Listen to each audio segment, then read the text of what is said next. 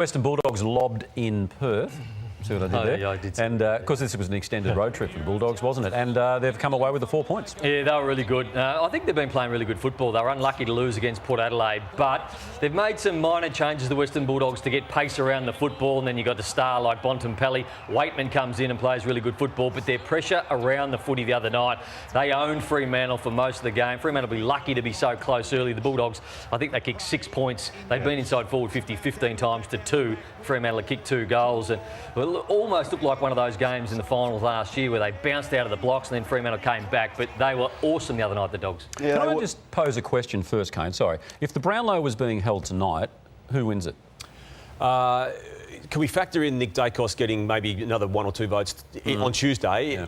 I'd say Dacos, but Bontempelli be second. Dawson will be up there too at the moment. I'd love to see Jeremy up there, like a forward getting votes. Did he get to vote last night? Yeah, he gets 2 votes, I think. Kane? What Bontempelli's doing is extraordinary, TJ. So I would go with him, and he's clearly going to feature in some of this vision because we all remember the Bulldogs 2016, how they flicked the ball around and their danger by hand. This was back during some of their handball work. This is what I'm highlighting here. So 1, 2, 3 handballs, and then you get the player on the outside. Their cleanliness, they were plus 22 in handball receives on the night. So the inside-outside balance of what the Bulldogs did on Friday night. You've got the gun inside mids, McRae, Libba, Bont, and then you get it to the outside and flick it around like 1, 2, 3, 4. Then you get a player who is out in time and space. So their handball game was back, and it was a massive weapon for them. Like this here from Treloar. Look at this over there. He knows there's a player there. Baker's out. Then they're out and they get time and space. So their work and their danger by hand on Friday night absolutely cut up the Fremantle Footy Club. TJ, there'd be a lot of kids going to junior football right now, and the key thing is being a good player is work rate. And I want to highlight 2 Western Bulldogs players who were unbelievable in their work rate. So here's Marcus Bontempelli, and I want to highlight Hayden Young. If you don't check the run of a champion like Bont, what's the extra running you have to do? So he didn't check him, and watch Bont come in and Hayden Young chasing. So Hayden could have saved himself 150 metres of running. He didn't. And then watch what happened 16 seconds later. There's Bont and Hayden Young in the goal square. So unbelievable work rate. And then this one, Tim English, like he's a fantastic player, Tim English. Some are saying he's the best ruck in the game, but watch his work rate. Name other ruckmen that can run like this. Max Gawn can run really, really well as well. But look at this, he just keeps working.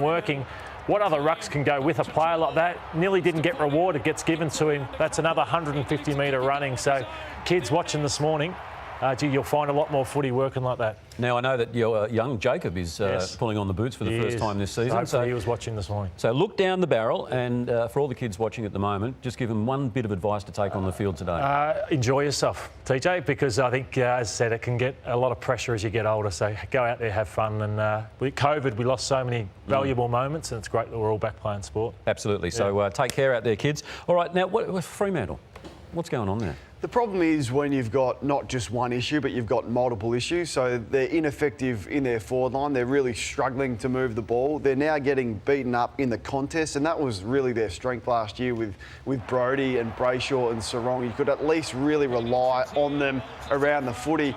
And defensively, I mean, they were so strong defensively. Now they're 13th in the competition for defending their ball movement. So you've got issues forward, you've got issues in the midfield, and you've got issues with defence, which has been their strength. So Justin Longmuir, who we'll get to in a minute, has a few headaches. Okay, Lordo. Apologies. No, it's a little technical thing. Yeah. Lordo thinks if you do that, no one can hear. Yeah. So it's all right. But you've got a little button. Yeah, I have. Yeah, we need the little button. No, you don't. TJ's got a little button. That, I've got a little button there. I've got a little button there. Give it to the producer. No, I don't. I did because I do this. Watch this. I go. Can that cancel out the kiss and teeth jokes and all that sort of thing? So actually, that mutes me, doesn't it? So if I get doing that, so that's what Lordo wanted, but he didn't realise. Well, we're going to have to give him one after. What were you asking anyway? Actually, I wasn't going to go to this because there's an edit that Kane just showed, but I'll highlight it now. Just how Fremantle's forward line, since Matthew Pavlich, they've just had nothing, and it's actually quite, so they probably need to move the ball faster than any other team, because look at what they're kicking to. Like Michael Walters had the ball sat on his head that often in this game. Slow ball movement by Aish. This is a great mark, but look at that kick. Like Amos got subbed out of the game. They're relying on Darcy to try and push forward. Comes in. Like Luke Jackson, I'm with you. Like he might be okay as a ruckman, but forward, he's got no forward craft whatsoever. Can't take a mark forward.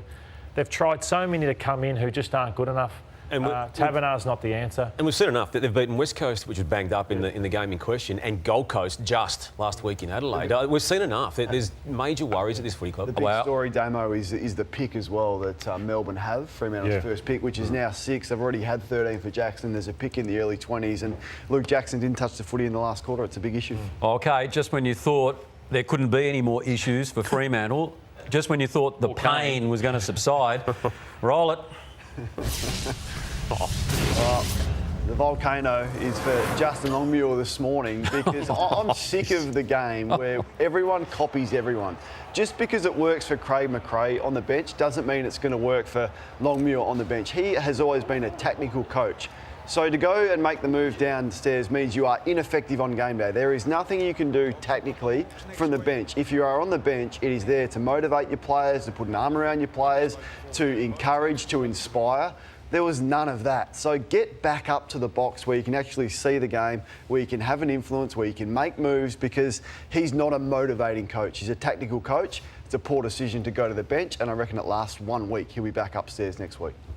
OK. Now, can Rory Lobb, he was always going to get a rowdy reception from the spectators, but what we saw from the Fremantle play, this was like bitter, wasn't it? I don't mind this at the start just to set the tone, but Fremantle then carried it on too long into the game. This is OK, the very start, push and shove, show you're a big man, but at the end of the day, Fremantle then couldn't defend after this. And you look at this ball come in, so this was highlighted on your program, Kane, last night. So they all want to go after Rory Lobb. There's still something over a shot at goal. So there are 6 at the end of it, Fremantle players going to Rory Lobb. 6 of them. So that means 6 of them don't have their eyes on the football right now. So this is well into the game. Adam Treloar is at the top, maybe about 30 metres out. The ball comes in, they fist it away straight to Adam Treloar, who kicks a goal. Look at how many players don't have their eyes on the ball. 6 of them. So there's Adam Treloar all the way up the top there. So Fremantle have got to be better than that. OK to do it at the start, but when you're carrying on like that about one player who's not having any real influence in the game, you've lost your way.